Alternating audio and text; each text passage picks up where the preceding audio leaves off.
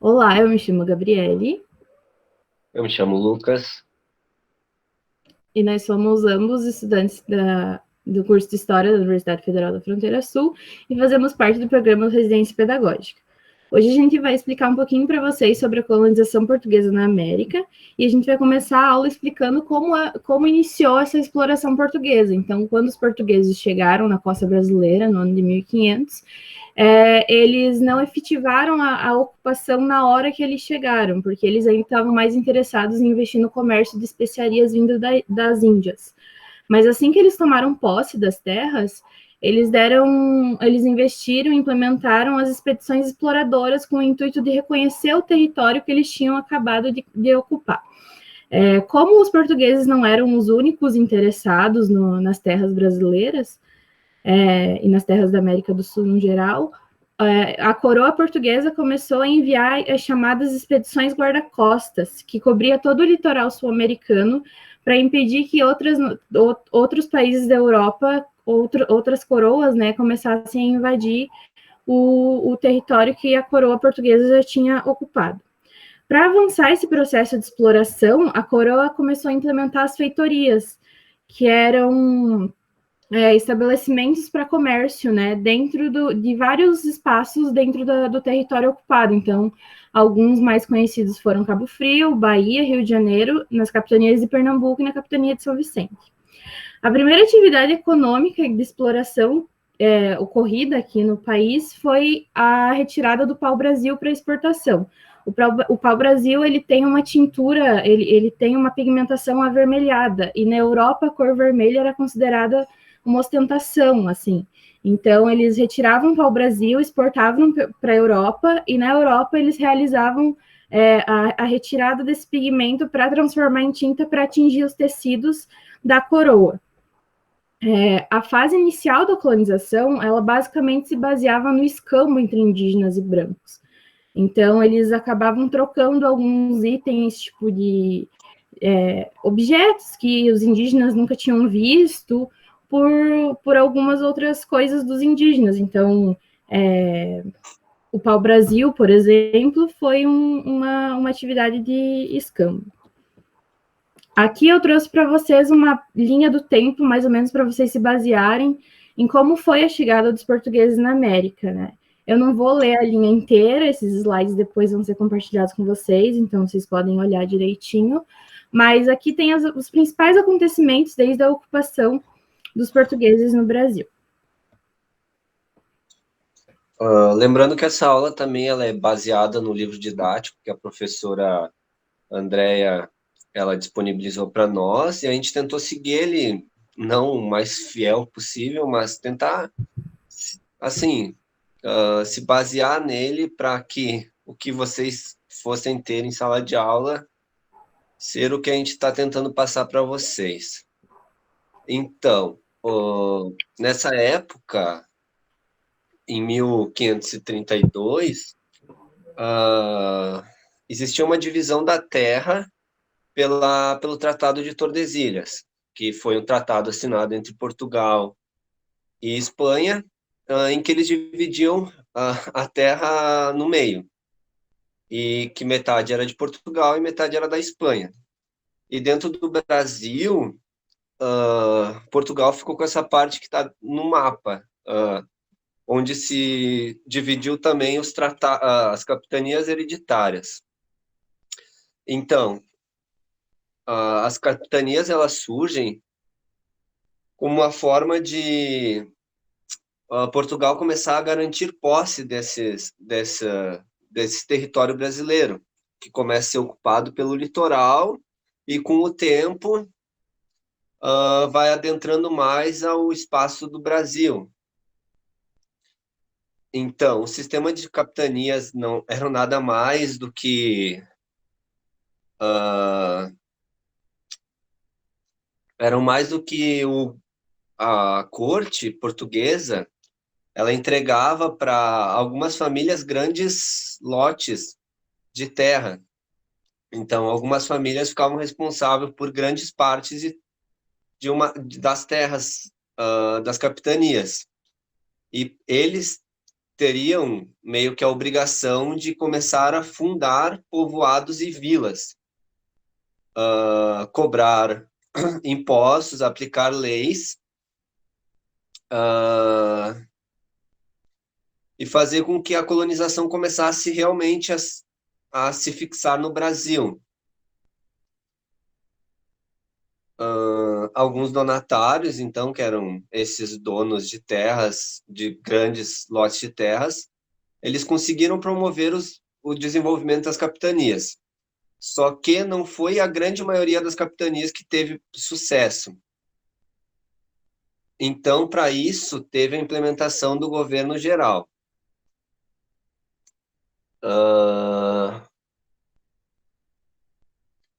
Então, aqui, com o fracasso da maioria das capitanias em 1549, então o rei de Portugal, ele ordena a implementação de um governo geral, que daí o governador geral se tornou Tomé de Souza.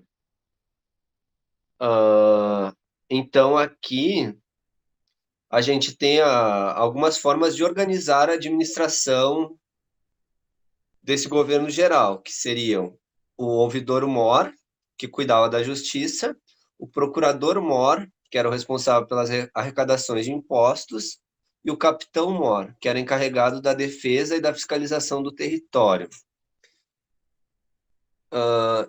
Então,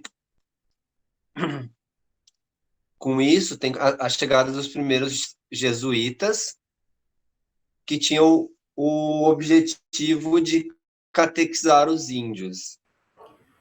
As relações entre os portugueses e os indígenas era bem conflituosa.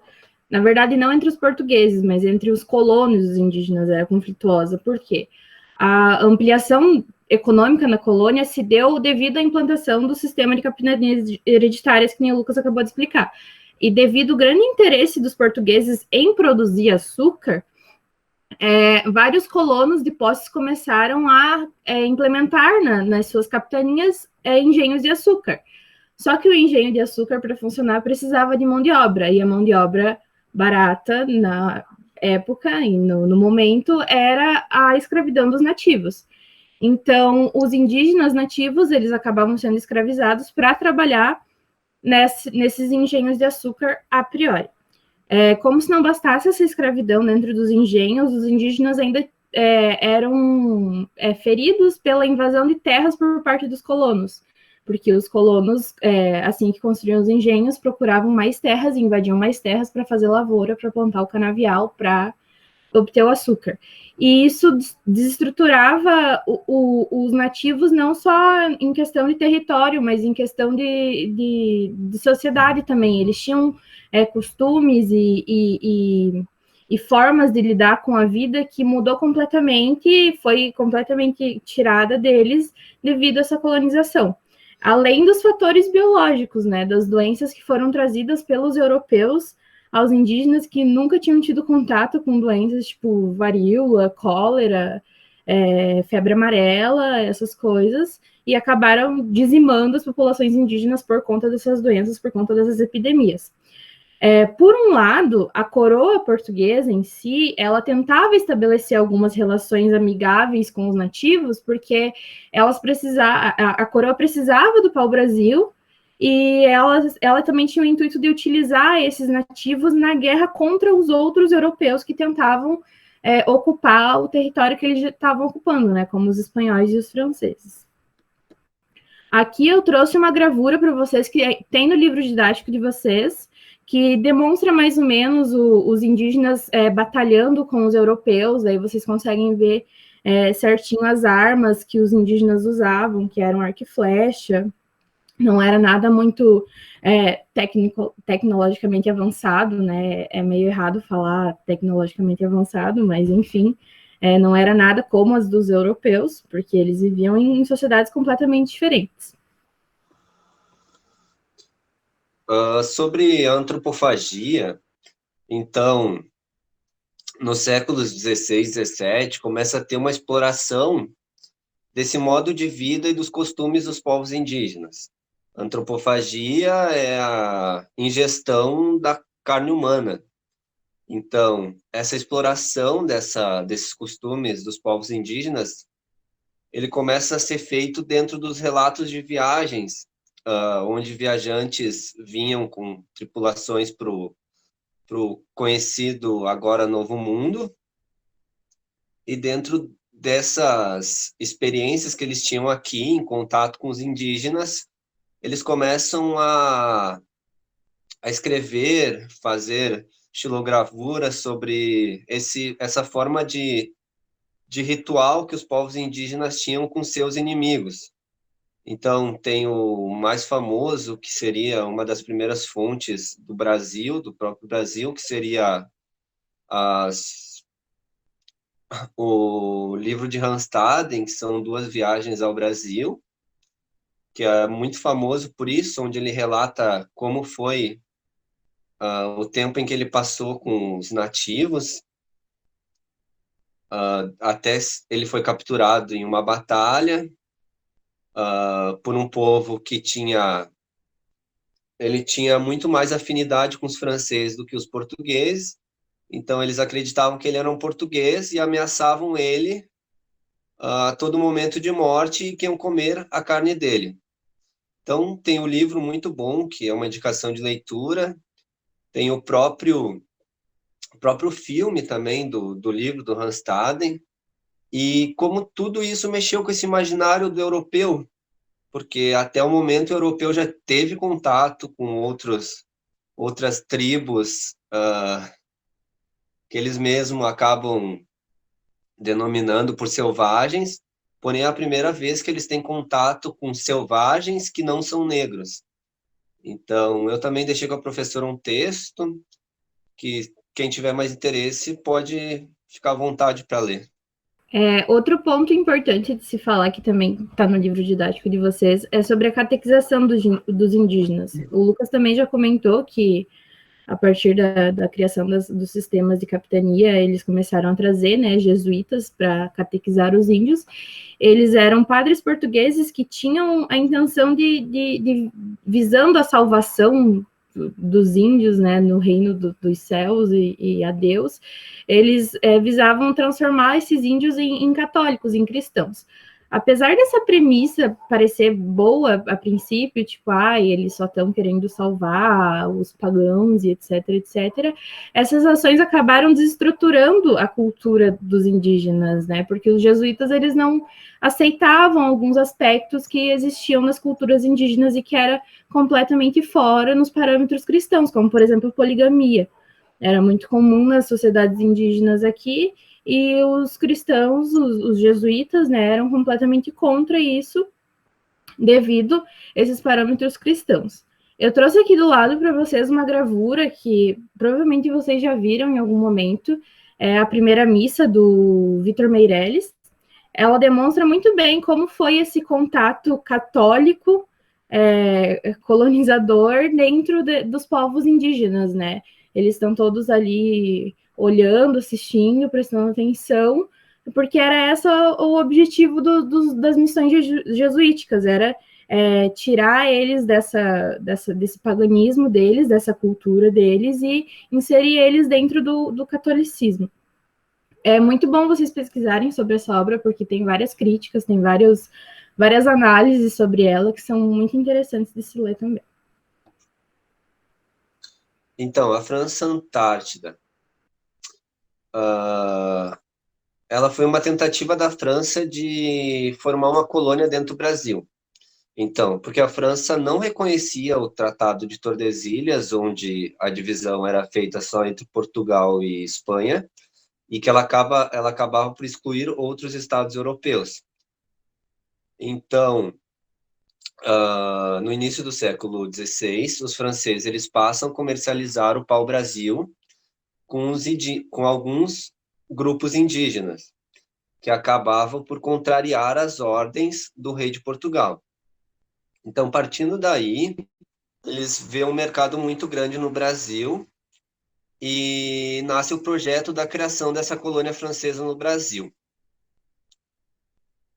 Então, no início, os franceses acabavam por encontrar uma grande dificuldade, porque o Brasil não era um país muito bom para plantação, tinha escassez de alimentos, e muito mais, faltava o apoio do Estado francês, com uma tentativa de aumentar a população que aqui estava. Os franceses, eles começam a estreitar essas relações com os grupos tamoios e recebe o reforço de 290 colonos e 14 pastores calvinistas. Então, vendo essa invasão francesa às suas terras, os portugueses, então, eles começam realmente a pensar que o território aqui era deles, e eles juntam forças para expulsar os franceses das suas terras. E muito mais do que expulsar, destruir tudo que eles tinham construído aqui, tipo suas fortalezas e tudo que eles podiam ter de forma de resistência. Então, partindo daí, em 1567, os portugueses eles conseguem derrotar os franceses e expulsam os franceses e seus aliados, garantindo definitivamente a posse da Baía de Guanabara. Também tem um mapinha aqui para mostrar a região em que os franceses se instalam. E o que facilitou um pouco a França aqui foi esse grupo de indígenas que eles criaram relações comerciais, em que eles fizeram uma amizade tão grande, né, do mesmo sistema de trocas, que a Gabriele já tinha comentado. Então, eles viam os franceses como amigos e os portugueses como inimigos. A França equinocial, ela surge, então, a partir dessa expulsão dos franceses da França Antártica, em Guanabara. Eles não desistiram, né, de tentar criar uma colônia francesa aqui no Brasil, e eles foram, então, para a região do Maranhão, que ainda era... Ela não era não colonizada, mas ela não era ainda povoada pelos portugueses. E eles já estabeleceram um contato com os indígenas tupinambás que viviam lá, através desse Charles Devaux, que é, se eu não me engano, é um pesquisador. Deixa eu só conferir aqui.